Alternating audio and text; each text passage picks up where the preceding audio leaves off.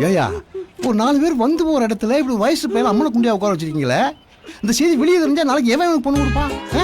தப்பு பண்ண அடிங்க, ஆனால் இப்படிலாம் பண்ணக்கூடாது சார் தான். அழாதடா, ஆம்பளை போய் அழலாமா? அசிங்கம் இல்லை, எதா இருந்தாலும் சமாளிக்கணும்டா.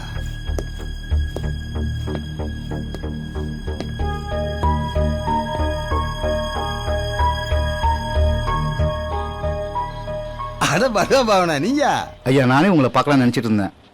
ஏய்யா, அன்னைக்கு நான் உன்னை அடிச்சுட்டேனே, வருத்தப்பட்டுட்டியோ? அதெல்லாம் ஒண்ணும் இல்லையா, வாங்க உட்காருங்க. என் பேத்தி நல்லா இருக்காளையா? நல்லா இருக்காயா. பிள்ளைங்களுக்கு நல்லது கெட்டது எடுத்து சொல்றதுக்கு வீட்டில் உங்களை மாதிரி பெரியவங்க யாரும் இல்லையா. என் பொண்டாட்டி செத்து 10 வருஷம் இருக்கும். அடடா, தாயில்லா பொண்ணுங்களாச்சே, மனசு வந்துடக்கூடாதுன்னு நானும் எதுவும் சொல்றது இல்லையா. ஆனா அன்னைக்கு நீங்க வந்து என்ன அடிச்சப்போ நான் அமைதியா இருந்ததை பார்த்து அவ புரிஞ்சுக்கிட்டாயா. ரொம்ப சந்தோஷம்யா, ரொம்ப சந்தோஷம். ஆமா, நீங்க இங்க யார் கூட இருக்கீங்க? பேரன் கூட இருக்கேயா, கண்ணாடி கட்டடத்துல பெரிய அதிகாரியா வேலை பார்க்கறியா.